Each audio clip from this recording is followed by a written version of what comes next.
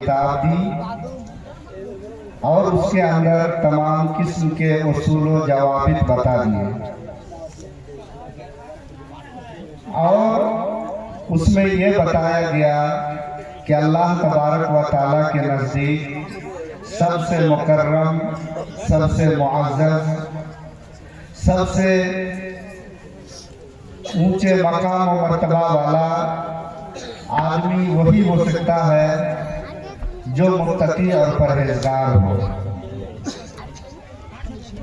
जिसके अंदर तक़वा जितनी ज़्यादा होगा वो आदमी उतना ही ज़्यादा अल्लाह तबारक व ताला के नज़दीक मुअज़्ज़ज़ होगा।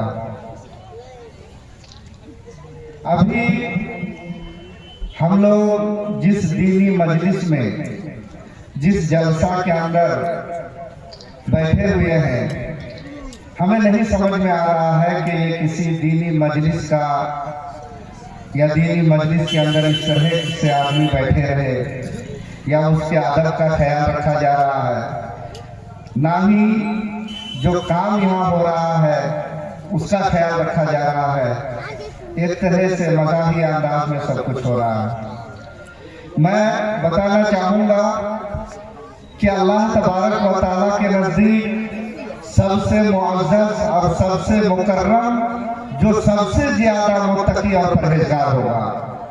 और हमें और आपको पता है कि हम लोग दीनी इदारे, दीनी मदारिस इसीलिए खोलते हैं कि वहाँ से पढ़ने के बाद हमारे बच्चे भी मुत्तकी, परहेज़गार और दीनदार बने। और हम लोग जब उसी काम के लिए कोई जलसा या कोई दीनी कॉन्फ्रेंस कायम करते हैं तो हम एक मकसद को भूल जाते हैं कि ये दीनी जलसे, ये दीनी कॉन्फ्रेंस, इसके अंदर उलमाए किराम बहुत ही कीमती बातें कह जाते हैं, लेकिन हमारा ध्यान उधर नहीं जाता और ना ही हम उन बातों को सही से सुनते हैं।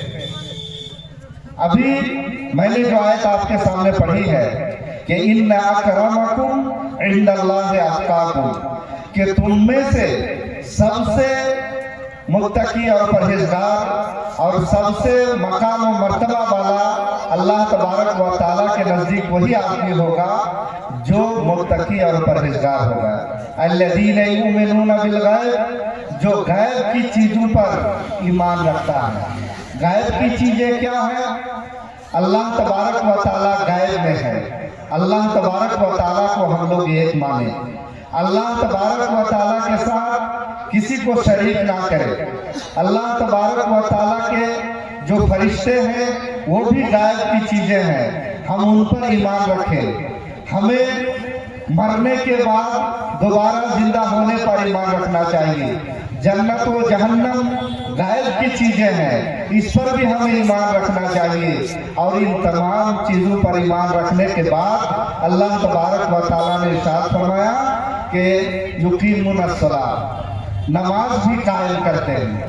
गैब की चीज़ों पर ये कहाँ से मैं आपको बता रहा हूँ? कुरान करीम जो किताब अल्लाह तबारक व ताला ने हमें दी है, पहला पारा अलिफ लाम मीम ज़ालिकल किताब, पहले सफ़े की बात है, लेकिन हमें और आपको मालूम नहीं है, हमें और आपको पता नहीं है। और हम और आप मुसलमान भी हैं, दावा भी करते हैं, अपने आप को जन्नती भी कहते हैं। इसी अल्लाह तबारक व ताला ने इरशाद फरमाया कि गैब की चीज़ों पर ईमान रखने के साथ साथ व युकीमुनस सलाह, नमाज कायम करते हैं।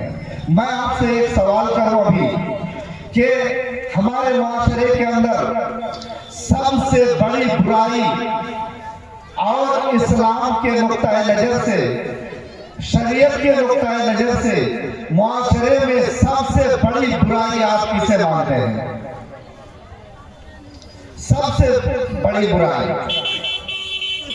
या एक तरह से कह लिया जाए कि माशरे में सबसे बड़ा जुर्म, सबसे बड़ा जुर्म अल्लाह तबारक व ताला के साथ किसी को शरीक करने को कहा जाता है। और उसके बाद अगर सबसे बड़ी बुराई, सबसे बड़ा गुनाह अगर कोई है, तर्कुस सलात, नमाज छोड़ना है। سب سے بڑا گناہ کس کے بعد؟ شرک کے بعد. اس لیے کہ جب آدمی نماز چھوڑ دیتا ہے، نماز قائم نہیں کرتا ہے، تو وہ مسلمان نہیں رہتا، وہ دائرہ اسلام سے خارج ہو جاتا ہے. اس لیے کہ اللہ تبارک و تعالیٰ نے نماز کو جنگ کے میدان میں بھی معاف نہیں کیا. اور اللہ کے رسول صلی اللہ علیہ وسلم نے ارشاد فرمایا کہ آدمی کے مرنے کے بعد قیامت کے دن سب سے پہلے اگر حقوق اللہ میں سے کسی چیز کا سوال کیا جائے گا تو وہ نماز کے بارے میں سوال کیا جائے گا. اور حقوق العباد میں اگر کسی کے بارے میں سوال کیا جائے گا تو وہ ناجائز قتل کے بارے میں، خون کے بارے میں سوال کیا جائے گا. ہم مسلمان ہیں، ہم جنت کے لالچی بھی ہیں، لیکن ہمارے گھر میں نمازی نہیں. میں آپ سے پوچھوں کہ ہمارے اس پورے علاقے کے اندر کون سا ایسا گھر ہے جس گھر سے اس کا دادا، اس کا باپ، اس کی ماں جب فجر کے لیے نماز پڑھنے کے لیے اٹھتی ہے تو وہ اپنے سارے بچوں کو جگاتی ہے؟ نہیں ہے، کوئی نہیں ہے. اس لیے میں کہنا چاہوں گا کہ ہم لوگوں کو، سب کو، اللہ تبارک و تعالیٰ نے جو غیب کی چیزوں کا ذکر کیا، اس کے بعد جو نماز قائم کرنے کے لیے کہا ہے، اس پر ہمیں اللہ تبارک و تعالیٰ عمل کرنے کی توفیق دے. اس لیے کہ ہم مدرسہ کھولے، یونیورسٹی کھولے، مسجدیں بنا دے، کچھ بھی کر دے، اگر ہمارے اندر نماز نہیں ہوگی، ہمارے اندر کوئی ایمان نہیں ہوگا، اور پھر وہ چیز بنانے کے بعد ہمیں کوئی فائدہ ہونے والا نہیں ہے. اس کے بعد اللہ تبارک و تعالیٰ نے ارشاد فرمایا وَيُنْفِقُونَ مِمَّا رَزَقْنَاهُمْ وَمِمَّا رَزَقْنَاهُمْ کی آیت جو اس کے بعد والی ہے کہ اس کے اندر اللہ نے فرمایا کہ پھر جو کچھ ہم دیتے ہیں اس میں سے اللہ کے راستے میں خرچ کرتے ہیں. ہم لوگ اللہ کے راستے میں خرچ کرنے کو اپنی مال و دولت میں کمی محسوس کرتے ہیں. آج جلسے میں اگر ہم 2000 روپیہ دے دیں گے تو کل ہم کو مکئی لگانا ہے، وہ کہاں سے ملے گا پیسہ؟ حج اترا ہے، کہاں سے ملے گا پیسہ؟ یہ ہمارے دماغ میں ہے. اللہ کے رسول صلی اللہ علیہ وسلم نے ارشاد فرمایا ما نقصت من مال صدقہ. اگر آپ نے نیکی کے کام کے لیے کہیں پر کچھ دان کیا، خیرات کیا، تو اس میں کبھی کمی نہیں آتی. آپ یہاں 2000 دے دیں، 5000 دے دیں، 10000 دے دیں، اللہ تبارک و تعالیٰ اس کا کوئی نہ کوئی راستہ نکال دے گا اور آپ کا وہ کام بھی ہو جائے گا. اور آپ لوگوں کو معلوم ہے، سب کو معلوم ہے، علماء کرام بولتے ہیں کہ مرنے کے بعد اذا مات الانسان انقطع عنہ عمله، کہ جب انسان مر جاتا ہے تو اس کے تمام اعمال بند ہو جاتے ہیں. صدقہ جاریہ اگر آپ کر کے گئے ہوں گے تو آپ کو اس کا بدلہ ملے گا. اگر آپ کی نیک اولاد ہوگی جو آپ کے لیے دعا کرے تو آپ کو اس کی نیکی ملے گی. اسی طرح اگر پڑھے لکھے لوگ ہیں، انہوں نے کوئی علمی کام کیا ہے، کسی طالب علم کو پڑھایا ہے، کسی کو سورہ فاتحہ سکھایا ہے، کوئی کتاب لکھ دیا ہے، اس طرح کا کوئی کام کر کے وہ مر گیا تو اس کے شاگرد اس کی کتابوں کو جو لوگ پڑھیں گے تو اس سے اس کو ثواب ملے گا. تو اگر ہم لوگ اللہ کے راستے میں خرچ کر کے صدقہ کر کے جائیں گے تو ہمیں اس کا اجر ملے گا. اور صدقہ کرنے سے مال و دولت میں بڑھوتری ہوتی ہے، کمی نہیں ہوتی ہے. اس لیے ہم لوگ اپنے بال بچوں کے لیے، نئی نسل کو مضبوط کرنے کے لیے، ان کو تعلیم یافتہ کرنے کے لیے، ان کے اخلاق کو سدھارنے کے لیے ہمیں چاہیے کہ ہم لوگ اس طرح کے ادارے کو قائم کریں. ایک بات میں اور کہوں گا کہ آج کل ہمارے معاشرے کے اندر ہماری اولاد، ہمارے بچے، ہماری بچیاں دن بہ دن بگڑتی جا رہی ہیں، دن بہ دن بے ادب ہوتے جا رہی ہیں. اس کے لیے ماں باپ کے اوپر ذمہ داری ہے کہ وہ اپنے بال بچوں کی اچھی تربیت کرے، انہیں ادب سکھائے، بڑوں کے ساتھ کیسے بات کی جائے، چھوٹے کے ساتھ کیسے پیش آیا جائے، وہ سب چیزیں سکھائے.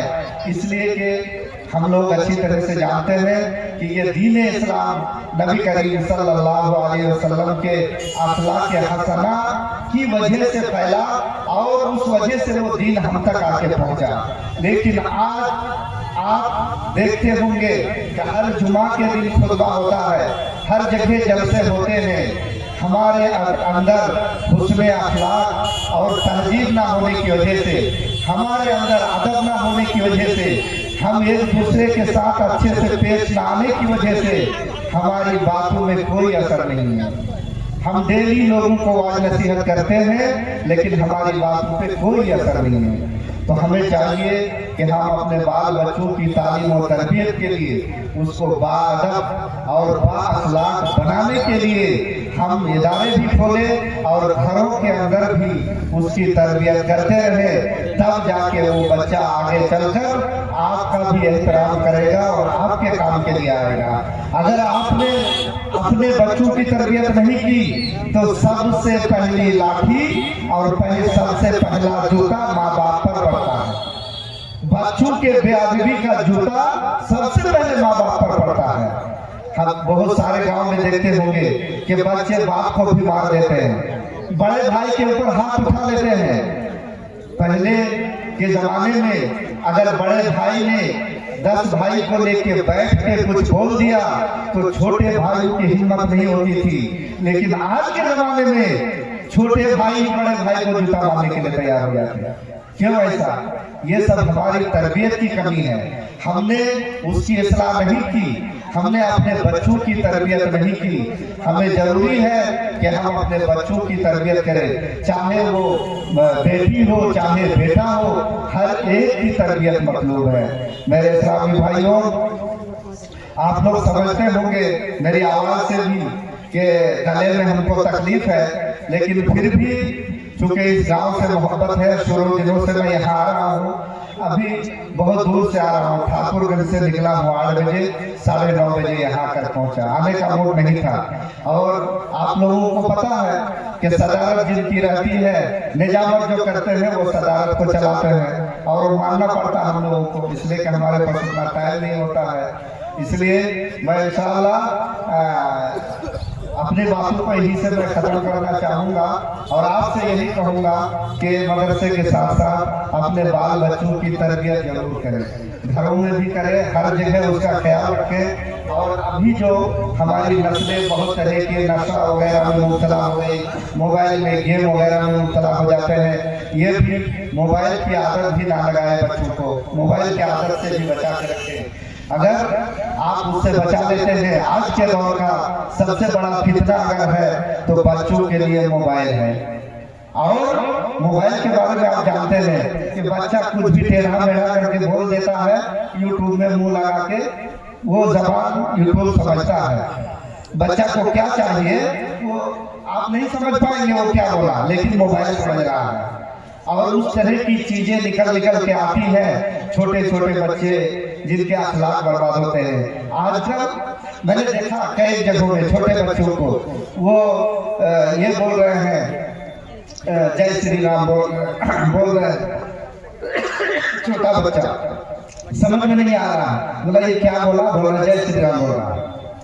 اس میں دیکھ کے اس لیے کہ ہمارے یہاں ہندوستان کے اندر جو ٹیلی ویژن کا سسٹم چل رہا ہے، انٹرنیٹ کا جو سسٹم چل رہا ہے، یہ ہمارے ہاتھ میں نہیں ہے، غیروں کے ہاتھ میں ہے. جن اسلام کنٹریوں کے اندر، اسلامک کنٹریوں کے اندر جہاں پر ٹیلی ویژن کا جو رنگ ہے، جو ٹیلی ویژن کو چلایا جاتا ہے، یوٹیوب کو چلایا جاتا ہے، اسلامی کنٹری میں وہ غلط چیزوں کو آنے نہیں دیتے، اس پر بین لگا کے رکھتے ہیں. لیکن ہمارے ان دیشوں میں خاص کر کے انڈیا ہو گیا، جہاں جہاں پر غیر اسلامی ملک ہے وہاں پر کسی طرح کی کوئی پابندی نہیں ہے. خراب سے خراب چیزیں آ رہی ہے اور ہمارے بچوں کے اخلاق کو بگاڑ رہی ہے. اس لیے اس سے بچانا بھی بہت ہی ضروری ہے. آج کے دور میں تربیت میں سے ایک چیز ہے کہ بچوں کو موبائل کی عادت چھڑانا ہے. اور جیسے پہلے بچے کھیلتے کودتے تھے، کھیلنے کودنے کا سامان لا کے اسے دیا جائے اور اس کی تربیت کی جائے. چونکہ آپ لوگ جانتے ہیں حدیث میں آتا ہے کہ بچے کو سب سے اچھا تحفہ اگر ماں باپ کی طرف سے کوئی چیز ہو تو وہ حسن اخلاق ہو، اچھی تربیت ہو۔ اس سے بڑھ کر اچھا تحفہ کچھ نہیں ہے، اس سے بڑھ کر اچھا ہدیہ کچھ نہیں ہے۔ اس لیے ہمیں چاہیے کہ ہم اپنی بچوں پر بھی نگاہ رکھیں، ہم اپنے بڑے بچوں پر بھی نگاہ رکھیں۔ اگر ہماری بچیاں بالغ ہو گئی ہیں تو وہ موبائل پہ کہاں بات کرتی ہے اس پر بھی ہمارا دھیان ہونا چاہیے، تب ہمارا گھر، ہمارا معاشرہ ایک اچھا معاشرہ ہوگا۔ اور ہمیں اپنے بچوں کی کامیابی پہ خوشی ہوگی، اور نہیں تو اگر ہم نے اپنے بچوں کو ویسے چھوڑ دیا تو آج کل دیکھتے ہیں کہ ہماری بیٹیاں غیر مسلموں کے ساتھ بھی بھاگ جاتی ہیں، اور یہ موبائل ہی کا نتیجہ ہے۔ اس لیے میں نے اس پوائنٹ پر تھوڑا سا زیادہ وقت لیا کہ ہم اپنے بچوں کو موبائل دیتے ہیں، اس پر ہمیں بالکل دھیان رکھنا چاہیے۔ باتیں بولنے کی بہت ساری ہیں، لیکن چونکہ آپ کے خطیب بیٹھے ہوئے ہیں اور جلسہ بھی چندہ کے سلسلے میں کیا گیا ہے، تو آپ لوگوں سے میں بھی ایک گزارش کروں گا کہ آپ اس ادارے کو آگے بڑھانے میں حصہ بنیں۔ اللہ تبارک و تعالیٰ نے جن کو جتنا دیا ہے، جو بھی استطاعت دی ہے، اس حساب سے اس جلسے کو آپ لوگ تعاون کریں۔ اور میں تو سمجھتا ہوں کہ جو ماسٹر لوگ ہیں جتنے، ان لوگوں کا ایک مہینے کی تنخواہ لیا جائے۔ سمجھ رہے ہیں؟ جتنے ماسٹر لوگ ہیں ایک مہینے کی تنخواہ، 12 مہینے میں سے ایک مہینے کی تنخواہ آپ لوگ لیں۔ جتنے ماسٹر لوگ ہیں جو ہیں ان کو پکڑ کے لیں۔ اللہ تبارک و تعالیٰ نے ان کو توفیق دی ہے، عزت دی ہے، روزی روٹی میں برکت دی ہے۔ ایک مہینہ دے دیں گے تو کچھ گھٹ نہیں جائے گا انشاءاللہ۔ اس لیے میں چاہتا ہوں کہ یہ ادارہ اس طرح نہ رہے بلکہ یہاں فضیلت تک تعلیم ہو۔ اور ابھی بھی میں بول رہا تھا کہ ہمارے علاقے میں کم سے کم 10 ادارے کی ضرورت ہے جہاں بچے تعلیم حاصل کریں، اپنے گاؤں سماج میں رہ کے تعلیم حاصل کریں۔ ابھی سفر کا دور نہیں رہا، پہلے جیسے لوگ دور دراز میں جاتے تھے۔ آج جو باپ، جو ماں اپنے بچے کو باہر بھیجتی ہے تعلیم کے لیے، جب تک بچہ مدرسہ نہیں پہنچ جاتا ہے ماں باپ کو نیند نہیں آتی ہے۔ ٹرین میں پتہ نہیں کس حالت میں ہے، ٹرین میں کیا ہونے والا ہے، اور کرتا پیجامہ، اس کا ماحول جو بنایا گیا ہمارے ہندوستان کے اندر آپ لوگ جانتے ہیں۔ اس لیے آپ وقت رہتے ہی فیصلہ لیں اور اپنے اپنے علاقے میں 2-4 گاؤں مل کے بڑا ادارہ قائم کریں اور اپنے بچوں کو وہیں پر اچھی تعلیم دیں۔ ہمارے علاقے سے بہت سارے علماء کرام باہر پڑھا رہے ہیں، بہت سارے علماء کرام، اس کو ہمارے علاقے والے کیوں نہیں روکتے؟ ان کو روک کے یہاں اچھی تعلیم کا بندوبست کریں اور پھر ہمارے بچے بھی یہاں پر پڑھیں۔ ابھی حالیہ دنوں میں آپ کے کرنکیا کے ڈاکٹر ضیاء القمر صاحب، کون نہیں جانتا ہے ان کو، اتنے بڑے عالم دین، بامبے میں ہیں۔ آپ کے اقرا کے ڈاکٹر مسعود صاحب بنگال میں جا کے پڑھا رہے ہیں۔ آپ کے ارریہ کے ڈاکٹر نصیر صاحب چمپارن میں جا کے پڑھا رہے ہیں۔ کیوں بھائی؟ ارریہ کے یہ سب پروڈکٹ ہیں، یہاں پہ آپ ادارے کی تیاری کریں، ان کو یہاں رکھیں۔ ان کو شوق نہیں ہے کہ وہ گھر بار چھوڑ کے باہر جا کے پڑھے رہیں، لیکن ہم لوگ ان کو نہیں روک پاتے ہیں۔ اس لیے کوشش اگر کریں گے تو انشاءاللہ بڑے ادارے قائم ہوں گے، وہاں پر ہمارے بچے، ہماری بچیاں، ہمارے بیٹے، ہماری بیٹیاں یہیں پر تعلیم حاصل کریں گی اور یہیں سے تعلیم حاصل کر کے پھر یہیں پر پڑھائیں گے۔ یہیں سے میں اپنی باتوں کو ختم کرتا ہوں۔ وآخر دعوانا الحمدللہ رب العالمین۔